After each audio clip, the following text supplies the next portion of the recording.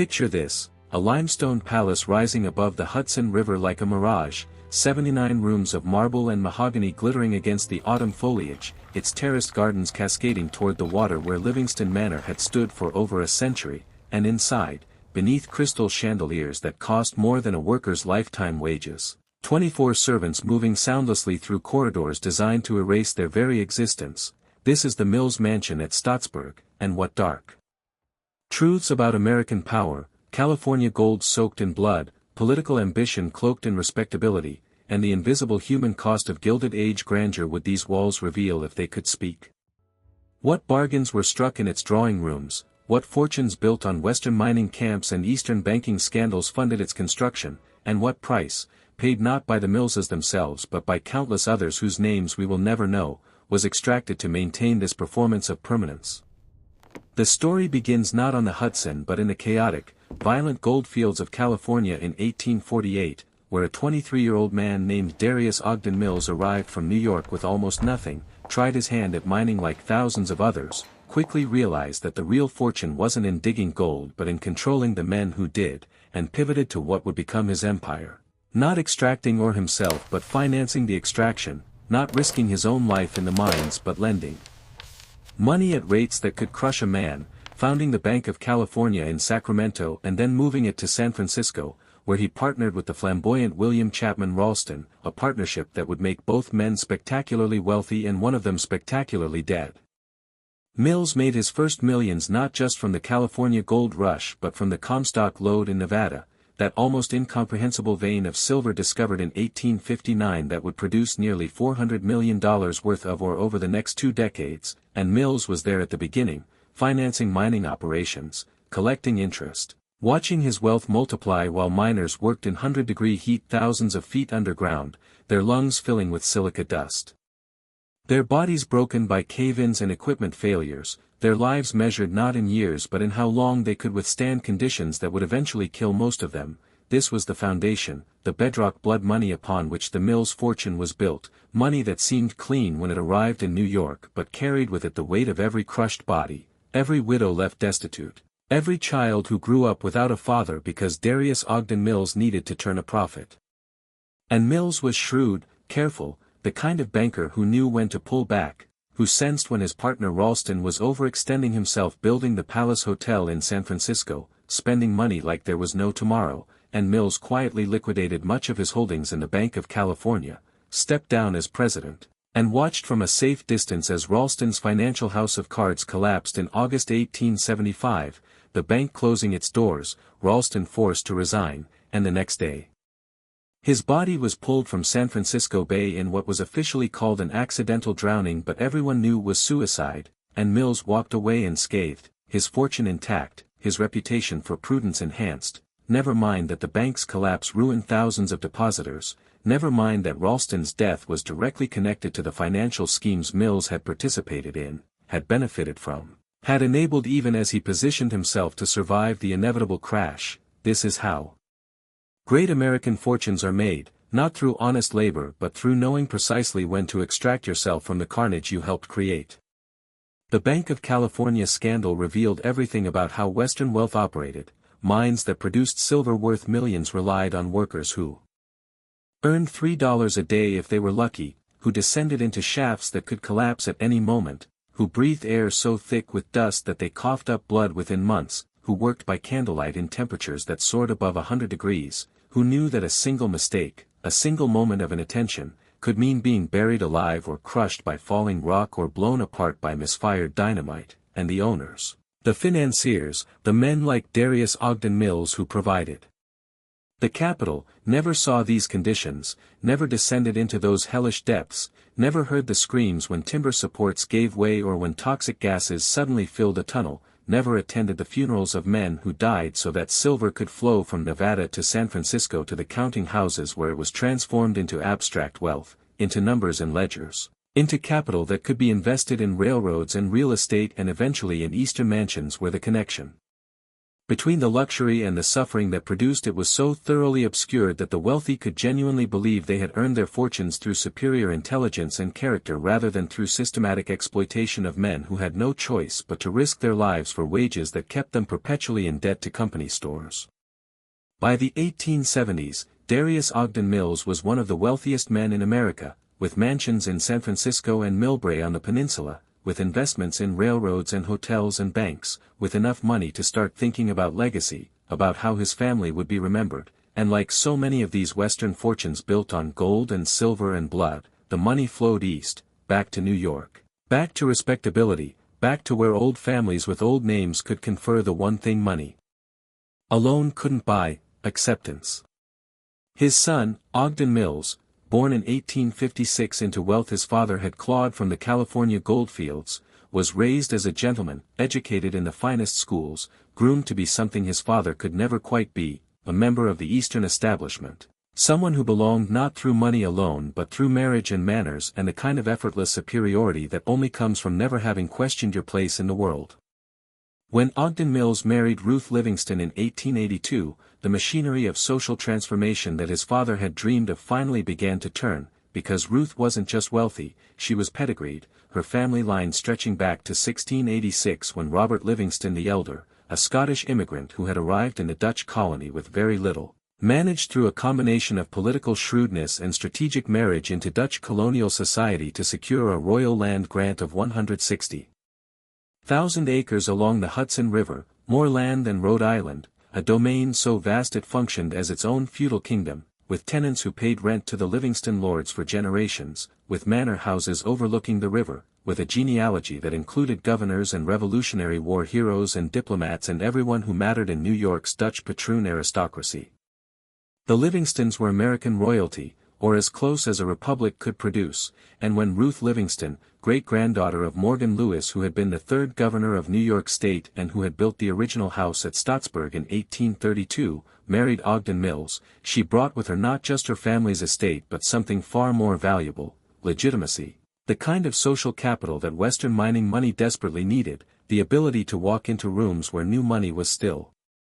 suspect, where California gold dust on your shoes marked you as an outsider no matter how many millions you had, where the Astors and Vanderbilts might accept you if you were rich enough but would never quite forget that your grandfather had been in trade or, heaven forbid, had actually worked with his hands. And Ruth was ambitious, energetic, determined to secure her place. Not just in Hudson Valley society but in the highest echelons of the entire American aristocracy, and that meant houses, the right houses, plural, in the right locations, a townhouse in Manhattan at the right address where she could entertain during the social season, a cottage in Newport where she could compete with the Vanderbilts and Astors during the summer months when all of fashionable society decamped to that rocky Rhode Island shore, an apartment in Paris for European legitimacy and access to the art and antiques that would fill her American houses, and of course the crown jewel, the Stottsburg estate itself, which Ruth inherited from her mother in 1890. The house she inherited was substantial but old-fashioned, a 25-room Greek Revival structure built by her great-grandparents after the original house burned down in 1832, a solid, respectable house that had served the family well for more than half a century but that was hopelessly inadequate for the kind of entertaining Ruth Mills had in mind, not for the scale of performance required to prove that Western money married to Eastern lineage could produce something truly spectacular, not for the statement she needed to make to ensure that no one would ever question whether the Mills family belonged at the very pinnacle of American society. And so in 1895, she commissioned the most prestigious architectural firm in America, McKim, Mead & White, the trinity of Beaux-Arts brilliance whose other clients included Columbia University, the Boston Public Library, the University of Virginia, Pennsylvania Station in New York, and robber barons up and down Fifth Avenue who needed their wealth transformed into architecture that proclaimed their cultural sophistication, to transform her childhood home into something that would announce the Mills family's arrival at the summit of Gilded Age society. Stanford White himself, the genius and libertine who would later be murdered on the rooftop of Madison Square Garden in 1906 by Harry Thaw in one of the era's most sensational scandals involving White's affair with Thaw's wife, the showgirl Evelyn Nesbit, took charge of the Stottsburg project, bringing to it the full force of his considerable talents and his understanding of what architecture could do beyond mere shelter, how it could perform, how it could intimidate, how it could transform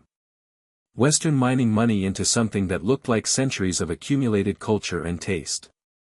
What White created was nothing short of architectural theater. The old Greek revival core was completely enveloped and transformed, like a chrysalis that emerges as something entirely different, expanded from 25 rooms to 79, with 14 bathrooms. An almost unimaginable luxury in 1896 when most Americans still used outhouses, and a weekly bath in a shared tub was standard even for the comfortable middle class, with a facade of Indiana limestone rising 65 feet tall. With massive bay windows overlooking the Hudson River and the Catskill Mountains beyond, with terraces and balustrades and a composition that managed to look simultaneously French and Italian and unmistakably, aggressively grand, that announced from a mile away that whoever lived here possessed not just wealth but taste, not just money but culture, not just power but the right to exercise it.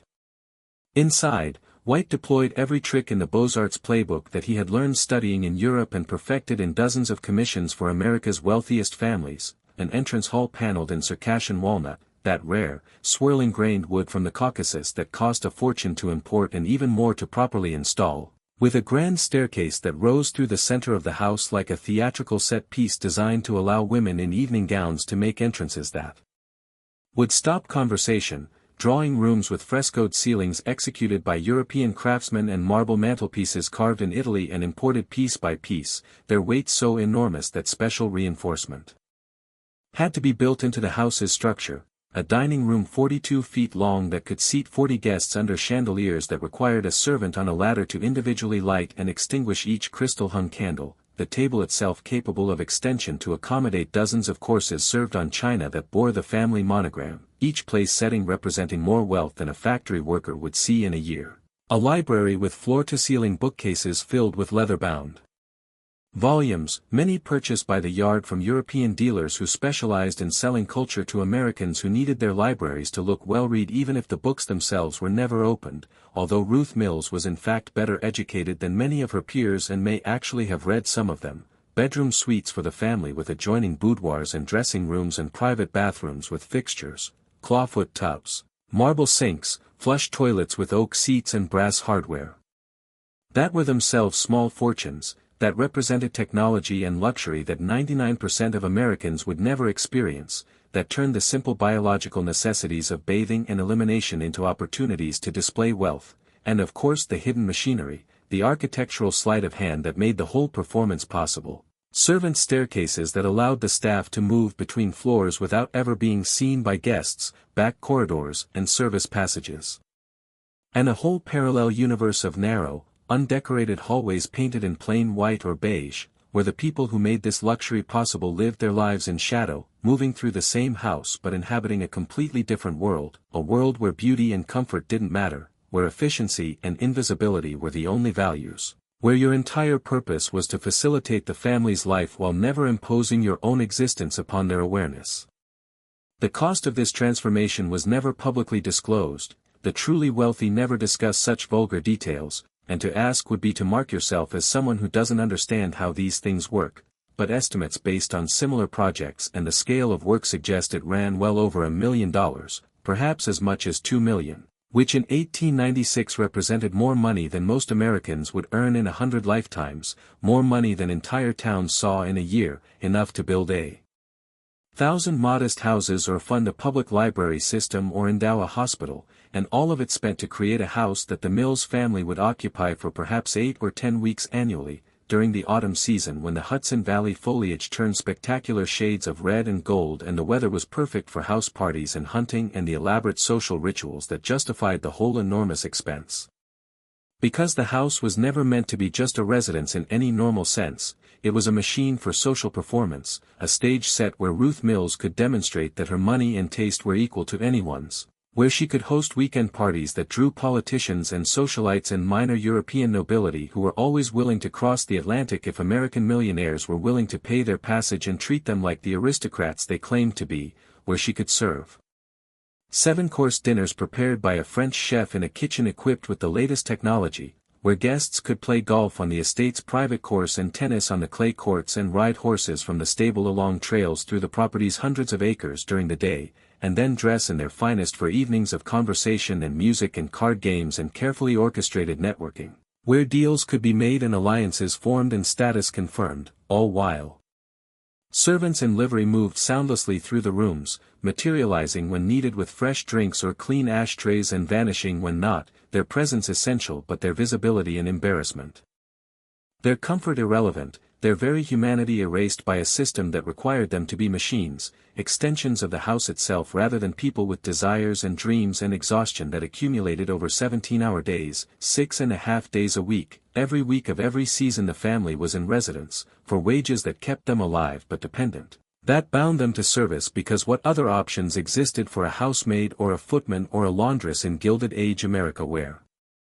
factory work was dangerous and farm work was backbreaking and domestic service was considered one of the better options available to working-class men and women, which tells you everything about how limited and terrible those options were.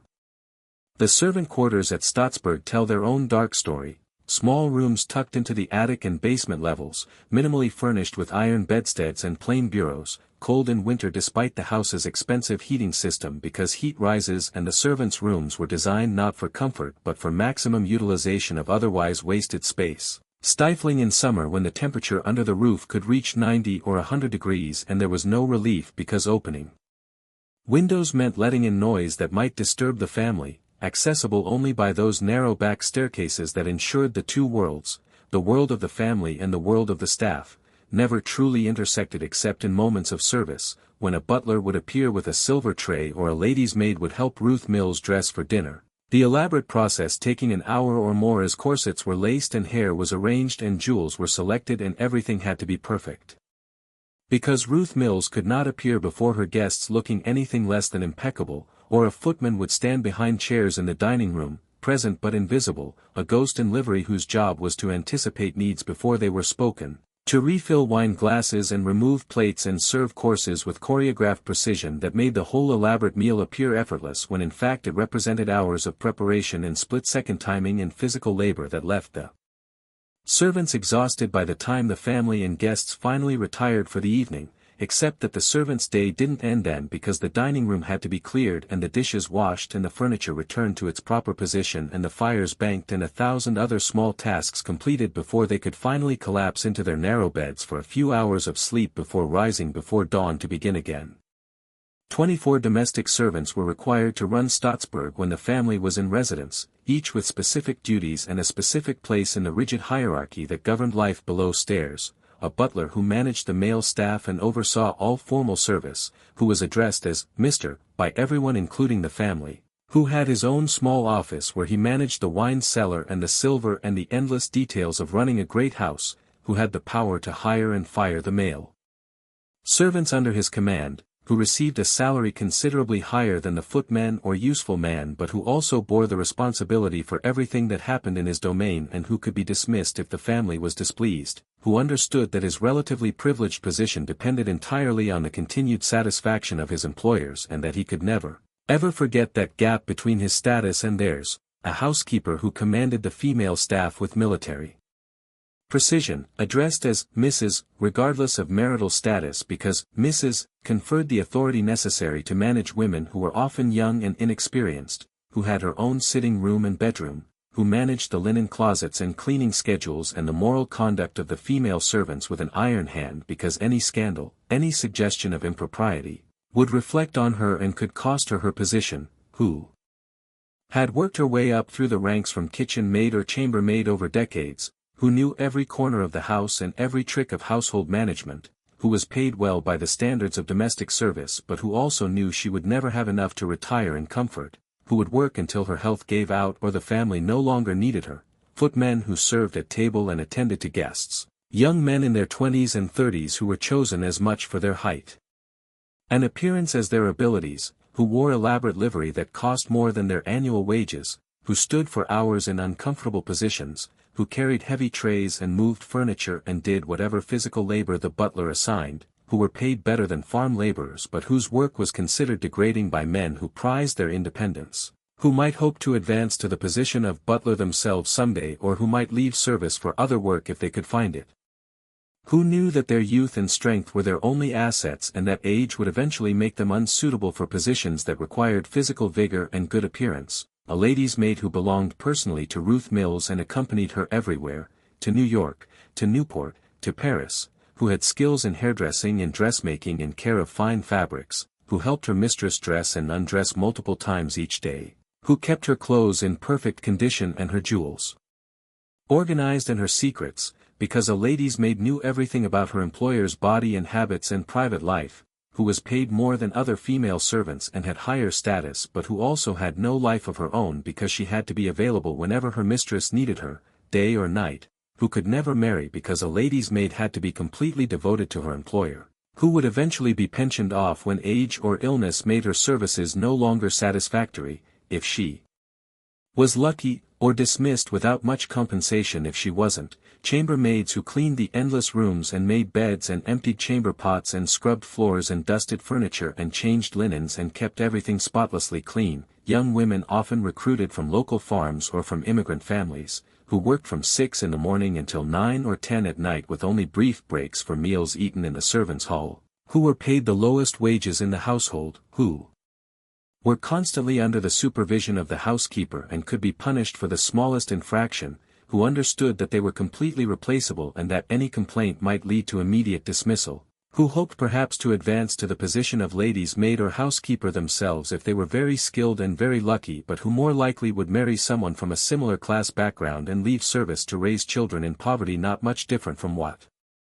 they'd known as servants, or who would work in service until their health broke and they could no longer manage the physical demands and would be let go to face an old age of desperate poverty, laundresses who washed mountains of linens and clothing by hand in basement facilities that were hot and damp and smelled of lye and bleach, who stood for 10 or 12 hours at a time at washtubs, who scrubbed and wrung and hung and ironed, whose hands were permanently reddened and cracked from the harsh soaps, who were kept separate from the other servants because laundry work was considered the lowest form of domestic labor, who were paid even less than chambermaids, who had virtually no hope of advancement because laundry skills didn't translate to other positions, who simply endured until their bodies gave out, a chef and kitchen staff who produced elaborate meals requiring hours of preparation, who worked in the largest space in the servants' domain, a vast kitchen equipped with the latest stoves and iceboxes and copper pots that cost small fortunes, who faced intense pressure to produce perfection because the success of Ruth Mills's entertainments depended on the quality of the food, who managed complex logistics to ensure that multiple courses arrived at the dining room at the proper temperature and in proper sequence, who created menus that showcased expensive ingredients and fashionable French techniques, who ruled the kitchen with absolute authority but who were themselves subject to dismissal if the family tired of their style or if a single meal failed to meet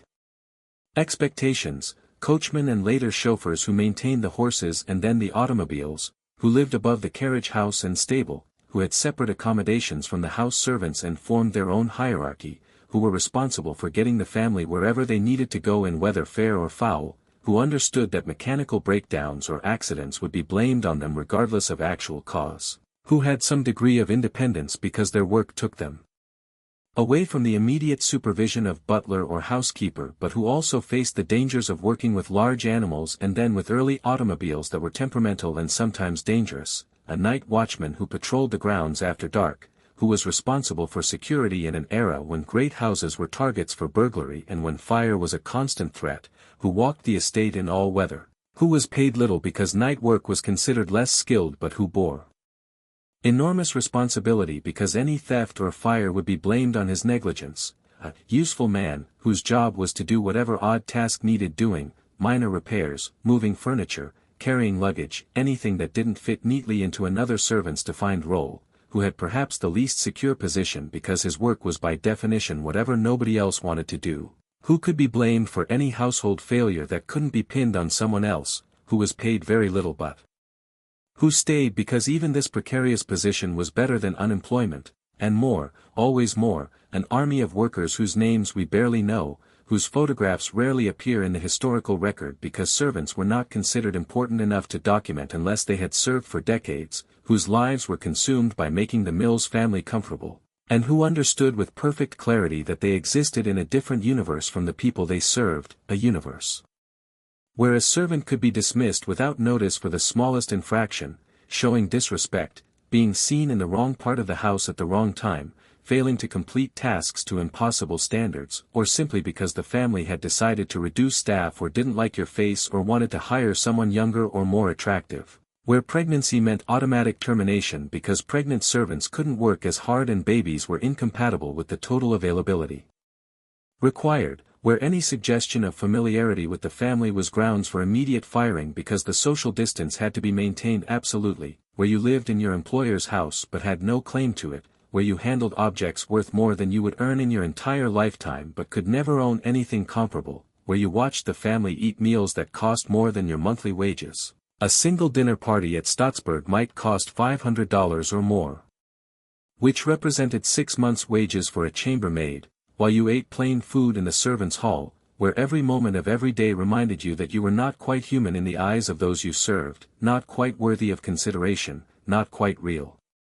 And the Millses were not unusually cruel by the standards of their class. In fact, they were considered good employers, which tells you everything about what good meant in this context. It meant you were paid regularly rather than having wages withheld for arbitrary reasons. It meant you were not beaten or physically abused as was still common in some households. It meant you were not subjected to sexual predation by male family members or guests, or at least not obviously, not in ways that became public scandals. It meant the food provided for servants was adequate in quantity if not quality. It meant that if you kept your place and never complained and sacrificed your youth and health to their comfort, you might eventually be pensioned off with a small sum that would let you die in slightly less desperate poverty than you might otherwise have faced, although this pension was entirely at the family's discretion and could be reduced or eliminated if they decided you hadn't earned it or if they needed to economize. This was the bargain, the unspoken contract that underlay every marble column and gilded mirror at Stottsburg: your invisible labor in exchange for survival, your silence in exchange for employment, your complete subordination in exchange for a roof over your head and food in your stomach, and if you didn't like it, there were 100 others who would take your place because jobs were scarce and alternatives were worse, and at least domestic service kept you fed and clothed even if it destroyed your spirit and wore out your body decades before your time. But the house was beautiful, extravagantly, undeniably beautiful, and when Ruth Mills gave tours to favored guests, showing off the Louis XVI drawing room with its silk wall coverings that had cost a fortune to import from France and that represented hundreds of hours of artisan labor, or the oak-paneled dining room with its massive carved sideboard that had been purchased from a French chateau and shipped across the Atlantic, or the conservatory filled with exotic plants that required constant care from gardeners, or the bedroom suites where every detail had been considered and perfected, where the furniture was museum quality and the fabrics were the finest available and the lighting had been designed to flatter, those guests saw only the surface, only the achievement, only the proof that American money and European taste could create something as magnificent as anything in Newport or Long Island or even Paris itself, and they murmured their admiration, and Ruth felt the satisfaction of knowing she had succeeded, that she had taken her husband's California gold, earned from financing operations that killed miners by the dozen, that enriched bankers while destroying depositors, that built fortunes on other people's desperation, and her own family's Hudson Valley legitimacy, and combined them into something that looked like culture, like refinement, like civilization itself. That she had created a house that would be remembered, that would outlast her, that would prove the Mills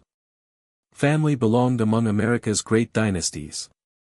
The Mills family's autumns at Stottsburg became legendary among their circle, week after week of house parties where guests would arrive by private railroad car at the nearby Stottsburg station and be transported to the mansion in carriages that were themselves symbols of wealth and taste, where they would be shown to their lavishly appointed guest rooms and then expected to change clothes 4 or 5 times a day depending on the activity, morning dress for breakfast served in the dining room,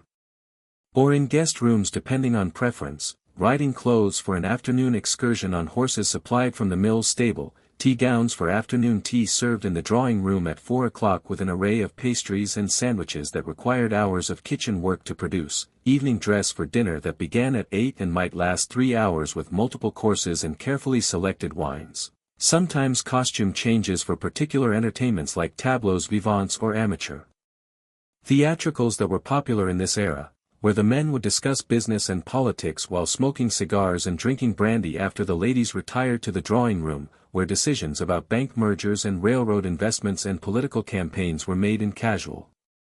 conversation, where a word from Ogden Mills could make or break a business proposal, where access to this world represented real power, the kind of power that couldn't be voted away or regulated, that persisted regardless of which party controlled the government because the people at these parties were the ones who funded the parties and the candidates and the newspapers and everything else that shaped public opinion, where the women engaged in the delicate warfare of social competition. Comparing jewels and gowns and gossip, establishing hierarchies through subtle comments about who had been invited where, who was coming into fashion or falling out, whose daughter was marrying well or poorly, whose son had done something scandalous, whose family had suffered financial reverses. All of it communicated through a complex code of manners and etiquette that took years to learn and that served to exclude anyone who hadn't been raised in this world, where marriages were arranged not through formal negotiations like European royalty but through carefully orchestrated proximity, weekends at houses like Stottsburg where young people from the right families could meet under proper supervision, and where business deals were concluded and political alliances forged not through written contracts but through handshakes and understandings that were more binding than any legal document because they were enforced by social pressure and the threat of exclusion from this world if you failed to honor your word, because this was the real work of houses like Stottsburg. They were the boardrooms and backrooms of American power, the spaces where the country's direction was determined not through democratic process but through private conversation, where men like Ogden Mills and his peers decided which politicians to back, which legislation to support or oppose, which investments to make, which workers to exploit and which competitors to crush, all while their wives maintained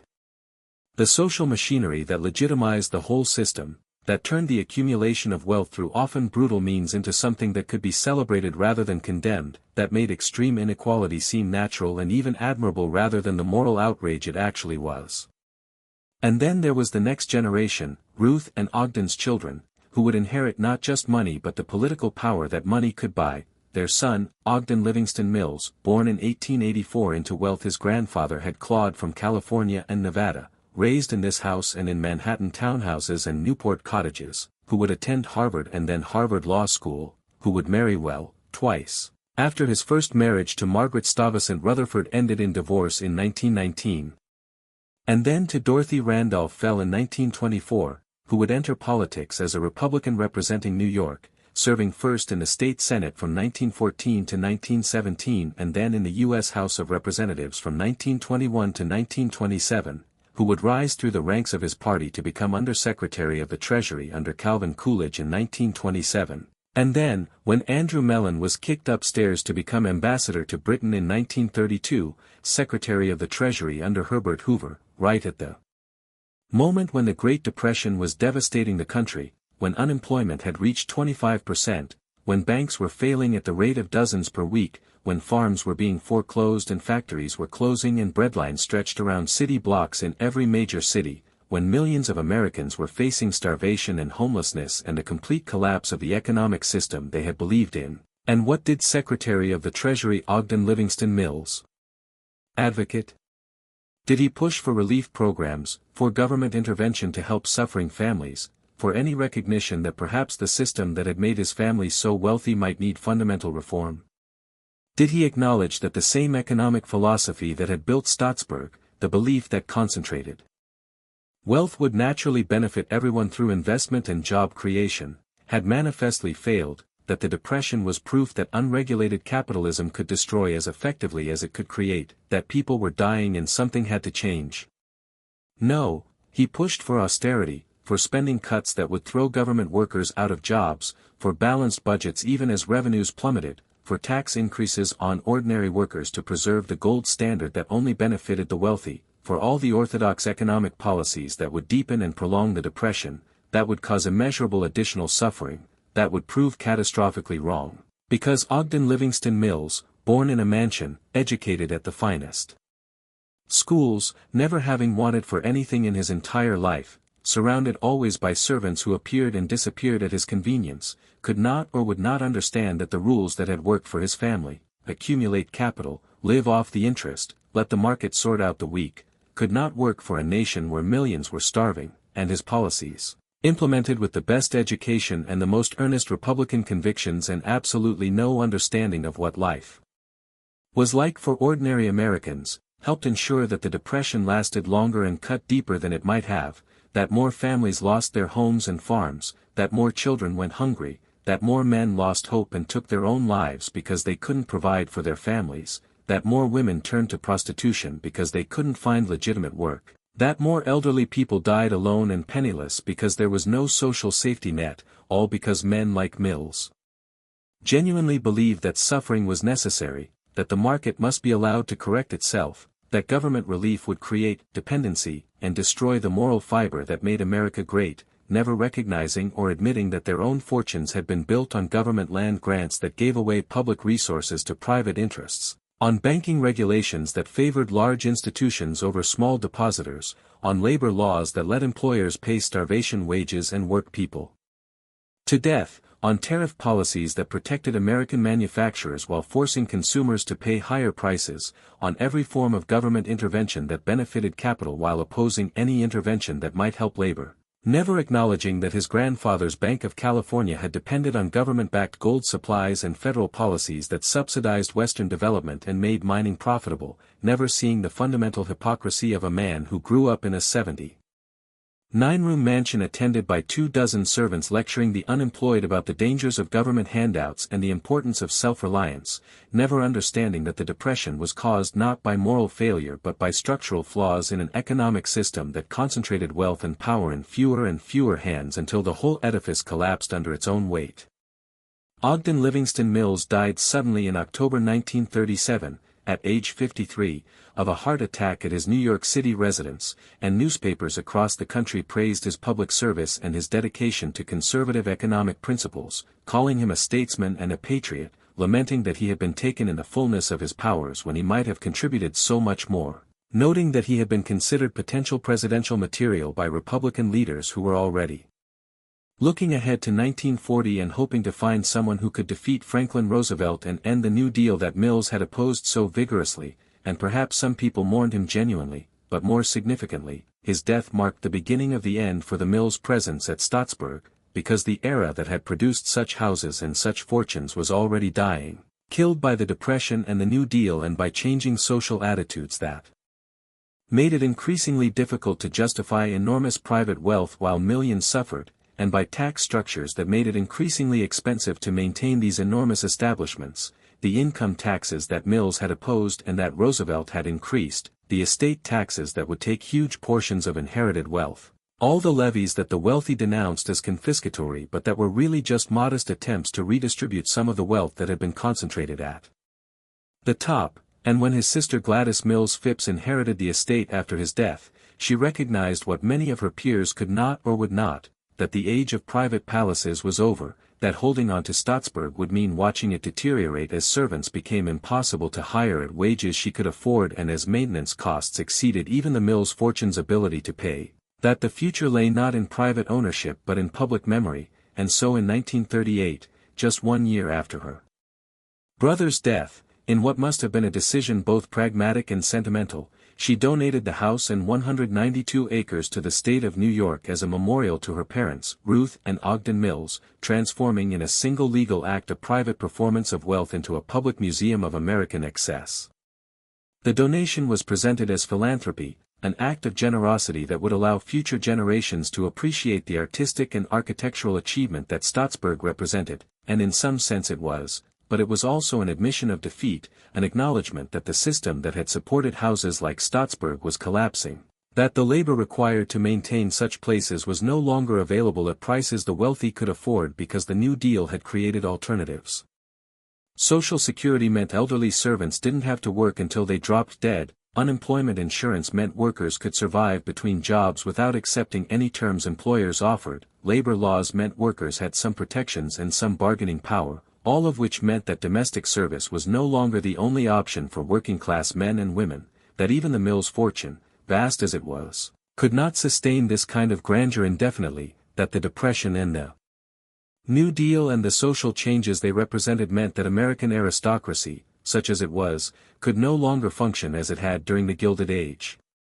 For years after the 1938 donation, Staatsburg existed in a kind of limbo, open to the public as a historic house but not deeply interpreted, maintained by the state but not really examined, a beautiful shell whose darker meanings remained largely unexplored, because for decades the dominant narrative of houses like this was one of uncomplicated celebration. Look at the craftsmanship. Admire the architecture, marvel at the lifestyle, understand this as the pinnacle of American achievement, as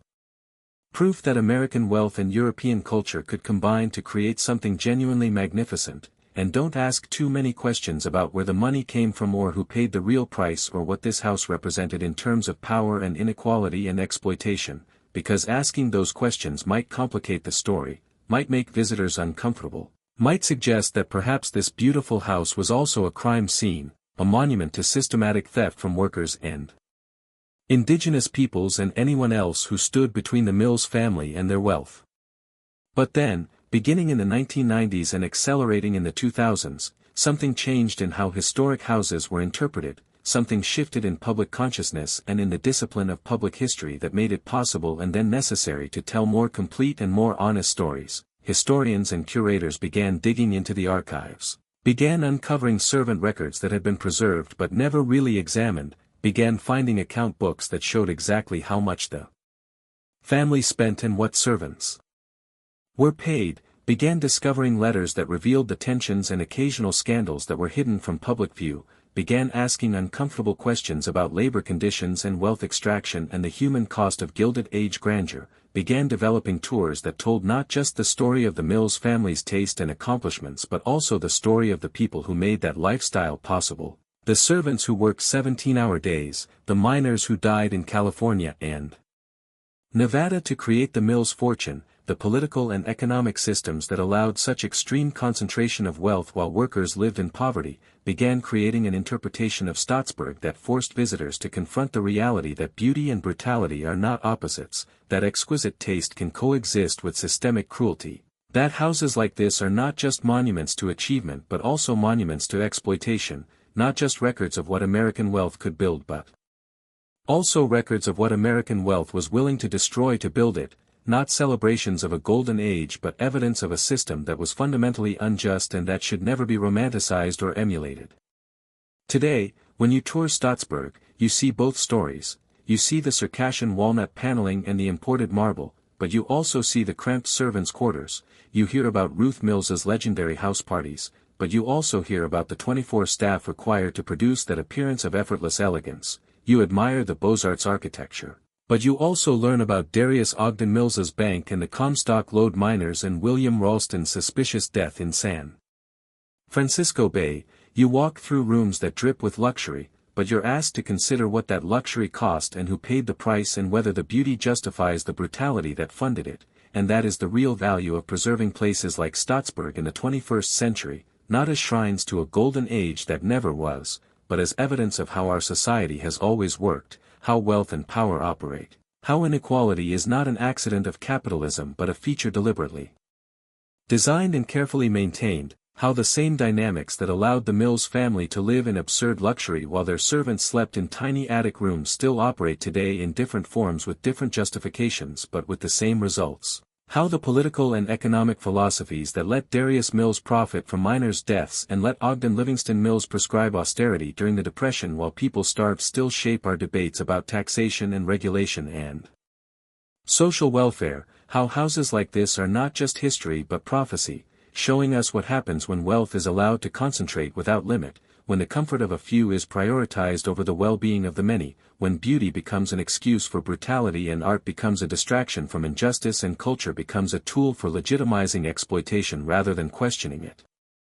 Staatsburg stands today not as a celebration but as a warning, its 79 rooms testament to both human creative achievement and human moral failure, its limestone facade gleaming above the Hudson like a beautiful gravestone marking the death of an era that should never be romanticized, should never be remembered as somehow better than our own time, should never be held up as an example of when America was great, because whatever greatness it represented was built on suffering that we can no longer ignore or excuse, and its very survival as a public historic site forces us to ask questions about our own moment. What are we building today that future generations will recognize as monuments to exploitation? What luxuries do we enjoy without considering their cost in human suffering? What systems of inequality do we perpetuate while telling ourselves stories about merit and achievement and how anyone can make it in America if they just work hard enough? Whose labor remains invisible so that our comfort can seem effortless, whose suffering finances our convenience, whose lives are shortened so that ours can be extended, whose freedom is constrained so that ours can expand? And perhaps most importantly, can we look at a house like Stottsburg and see it whole, not just its beauty, not just its brutality, but both at once, understanding that these are not contradictory truths but complementary ones, that the same society that produced Stanford White's architectural genius also produced 17-hour workdays for housemaids, that the same economic system that allowed Darius Mills to accumulate millions also ensured that miners died in darkness thousands of feet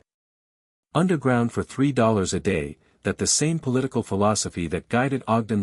Mills's treasury policies also justified letting children go hungry rather than disturb the sanctity of the balanced budget and the gold standard, that this is not a story with villains and heroes but a story about systems and structures and choices, about a society that decided, over and over, in 1,000 large and small ways, through laws and customs and social arrangements that seemed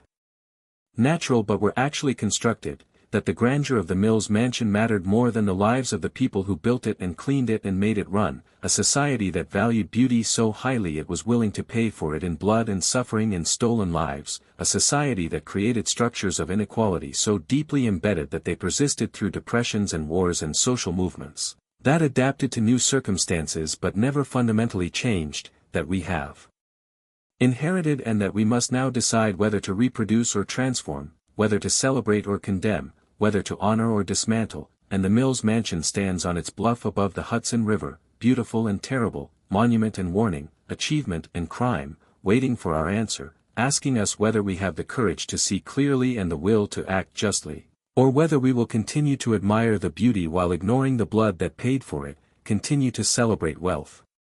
while excusing exploitation, continue to preserve the houses while forgetting the humans, continue to tell ourselves comfortable lies about merit and achievement while the same systems that built Stottsburg continue to concentrate wealth and power in fewer and fewer hands, continue to sacrifice the many for the comfort of the few, continue to build beautiful monuments on foundations of suffering, and if we choose that path, if we learn nothing from Stottsburg except to admire its architecture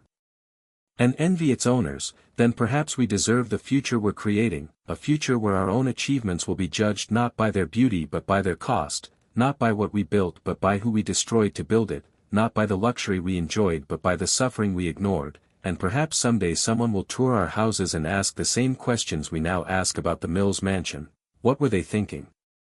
How could they not see? Why did they choose beauty over justice, comfort over compassion, wealth over human dignity?